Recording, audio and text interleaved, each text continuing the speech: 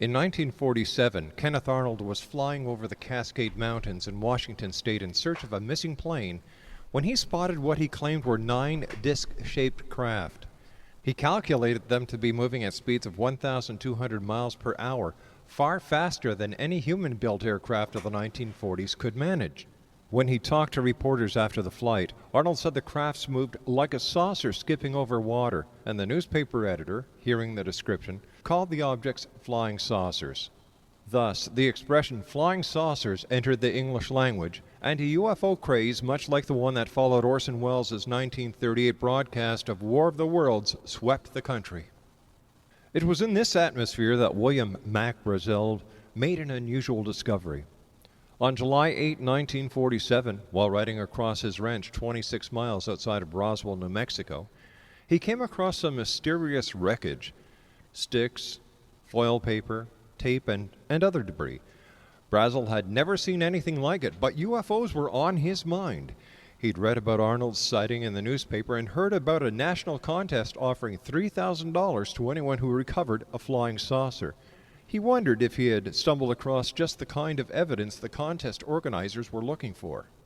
Brazel gathered a few pieces of the stuff and showed it to his neighbors, Floyd and Loretta Proctor. The Proctors didn't know what it was either, and neither did George Wilcox, the county sheriff. So Brazel contacted officials at the nearby Roswell Army Air Force Base to see if they could help. The next day, an Army intelligence officer named Jesse Marcel went out to Brazel's ranch to have a look. He was as baffled as everyone else was. "I saw small bits of metal," he recalled to reporters years later, "but mostly we found some material that's hard to describe. Some of it looked very much like parchment, and some of it consisted of square sticks as long as 4 feet. Much was metallic." The stuff was also surprisingly light. Brazel later estimated that all the scraps together didn't weigh more than 5 pounds. Marcel and his assistant had no trouble loading all the debris into their cars and driving it back to the Roswell base. The next day, Marcel took it to another base in Fort Worth, Texas, where it was further examined. Now, was the wreckage from outer space? Brazel and Proctors examined some of the debris before giving it to the military. Although it seemed flimsy at first, it was extremely resilient. "We tried to burn it, but it would not ignite," Loretta recalled. "We tried to cut it and scrape at it, but a knife wouldn't touch it. It looked like wood or plastic, but back then we did not have plastic. Back then we figured it doesn't look like a weather balloon. I don't think it was something from Earth," Loretta Proctor said. And then there's the military's about-face. The morning after the military took possession of the wreckage, the media relations officer at Roswell hand-delivered a news release to the 2 radio stations and newspaper in town. The release stated that the object found in Brazel's field was a flying saucer. It was the first time in history that the U.S. military had ever made such a claim. A few hours later, though, the military changed its story. It issued a new press release claiming that the wreckage was that of a weather balloon carrying a radar target, not a flying disc. But it was too late. The newspaper deadline had already passed. They ran the first news release on the front page under the headline, "Air Force captures flying saucer on ranch in Roswell region." Other newspapers picked up the story and ran with it as well. Within 24 hours, news of the military's capture spread around the world. Interest in the story was so great that the next day, Brigadier General Roger Ramey, commander of the U.S. 8th Air Force, had to hold a press conference in Fort Worth in which he had again stated that the recovered object was only a weather balloon and a radar target that was suspended from it. He even displayed the wreckage for reporters and allowed them to photograph it. And then there was Mark Brazel's unusual behavior.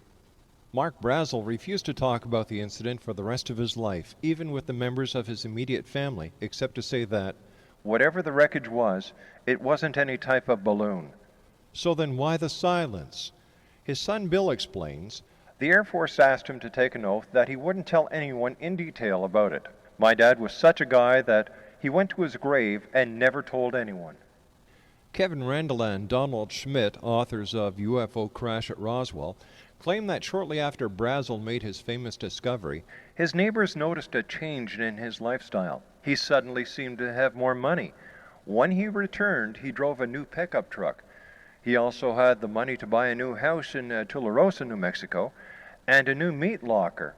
Randall and Schmidt allege that the military may have paid Brazel for his silence, or was this the money from the members of the media anxious for a sensationalistic story? Trust me, today if the government announced that it had captured a UFO, even if it was mistaken, and tried to change its story a few hours later by claiming it was really a weather balloon, nobody would buy it. But people were more trusting in the years following World War II. Amazingly, the story died anyway. As Dava Sabol writes, the Army's announcement of the weather balloon explanation ended flying saucer excitement. All mention of the craft dropped from the newspapers, from military records, and from the national consciousness, and even from the talk of the town in Roswell. Even the Roswell Daily Record, which broke the story in the first place, was satisfied with the military's explanation. A few days later, it ran a headline that was even bigger than the first one. General Ramey empties Roswell saucer. The Roswell story would have probably stayed dead if Stanton Friedman, a nuclear physicist, hadn't lost his job during the 1970s. UFOs were Friedman's hobby until he got laid off, and then it became his career. In the 1970s, when the bottom fell out of the nuclear physics business, he explains, I went full-time as a lecturer. His favorite topic? Flying saucers are real. A talk he gave at more than 600 different college campuses and other venues around the country. In his years on the lecture circuit, Friedman developed a nationwide reputation as a UFO expert, and people who'd seen UFOs began seeking him out. In 1978, he made contact with Jesse Marcel, the Army intelligence officer who retrieved the wreckage from Mark Brazel's ranch 31 years earlier. At Friedman's urging, Marcel gave an interview to the National Enquirer. I'd never seen anything like it, Marcel told the supermarket tabloid. I didn't know what we were picking up. I still believe it was nothing that came from Earth. It came to Earth, but not from Earth. The Enquirer interview couldn't have come at a more opportune time. It was 1979, and Steven Spielberg's film Close Encounters of the Third Kind, which had premiered several months earlier, had stoked the public's appetite for UFO stories. After lying dormant for more than 30 years, the Roswell story blew wide open all over again. From there, the story kept growing. Dozens of new witnesses to the Roswell UFO began seeking out Friedman at his public appearances to tell him their stories. So the Roswell cover-up included humanoid alien beings. Over the years, Joe Nickel writes in Skeptical Inquirer, numerous rumors, urban legends, and outright hoaxes have claimed that saucer wreckage and the remains of its humanoid occupants were stored at a secret facility, the non-existent Hangar 18 at Wright-Patterson Air Force Base. People swear that small corpses were autopsied at that or another site. Now, for the record, neither Mark Brazel nor Jesse Marcel ever claimed to see aliens among the crash. No one went public with those claims until 30 years after the fact. So why do people believe in Roswell? I guess we have to ask, why are UFO conspiracy stories so popular? Anthropologists who study the Roswell myth point out two psychological factors that help it endure. Number one, it appeals to a cynical public that lived through the Kennedy assassination, Watergate, Vietnam, and other government crises, and who believe in the government's proclivity for covering things up.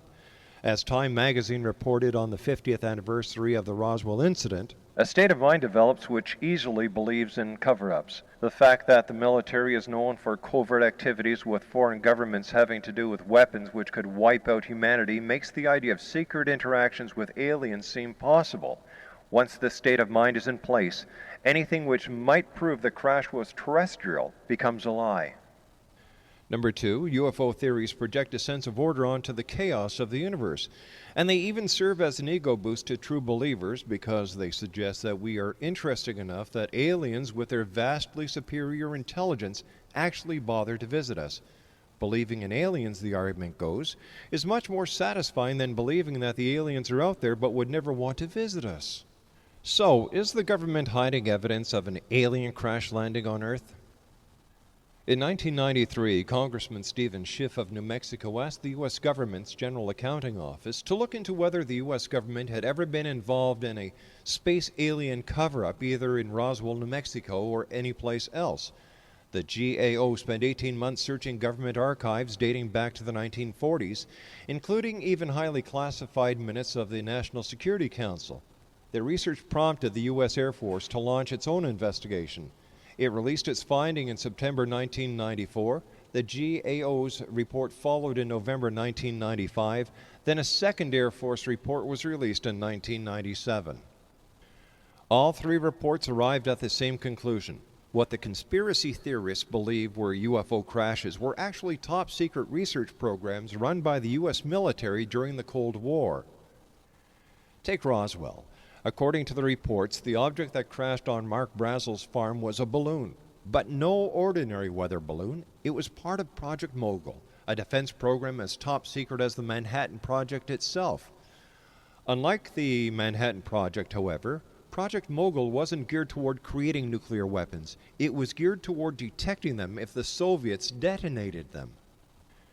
In the late 1940s, the U.S. had neither spy satellites nor high-altitude spy planes that they could send over the Soviet Union to see if Stalin's crash program to build nuclear weapons was succeeding.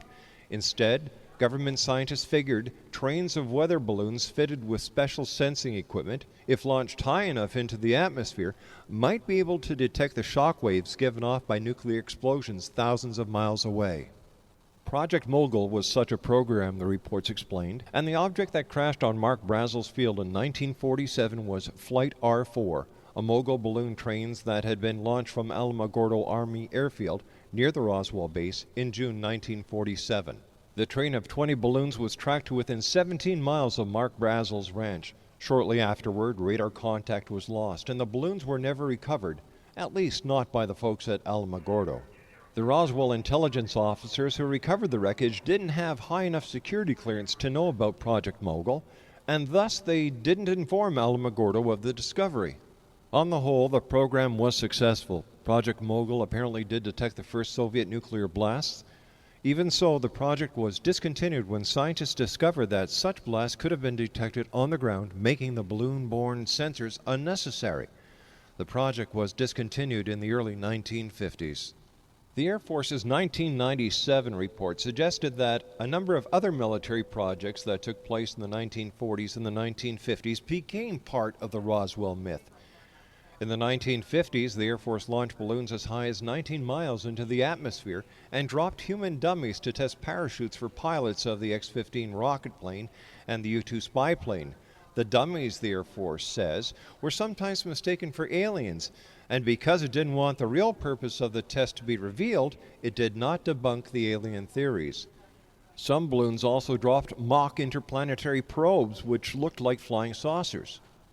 In one 1959 balloon crash, a serviceman crashed a test balloon 10 miles northwest of Roswell and suffered an injury which caused his head to swell considerably.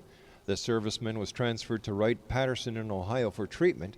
The incident, the Air Force says, helped inspire the notion that aliens have large heads and that the aliens or alien corpses are being held at Wright-Patterson for study. Do the GAO and the Air Force reports satisfy people who previously believed that the object was a UFO? Not a chance. It's a bunch of pap, says Walter G. Hutt, who worked at the Roswell base and after World War II distributed the famous Flying Saucers news release in 1947 and became the president of the International UFO Museum and Research Center in Roswell. All they've done is given us a different kind of balloon. Then it was weather, and now it's Mogul. Basically, I don't think anything has changed. Excuse my cynicism, but let's quit playing games. Okay, let's quit playing games. What would Roswell, New Mexico be today without the alleged UFO crash of 1947? What would the people who give lectures about Roswell, write books about Roswell, and now video DVD productions do without Roswell's alleged crash? What would they do? Roswell, New Mexico is a cash cow in the middle of nowhere based on a myth by people, for the most part, who have never seen a UFO, but who have become self-proclaimed experts because of their ability to tell a good story. The truth of the Roswell incident has been told, but believers deny the truth and live in their own little world of alien fantasy. When aliens and extraterrestrials walk in, logic and reality walks out. For the X Zone, I am Rob McConnell.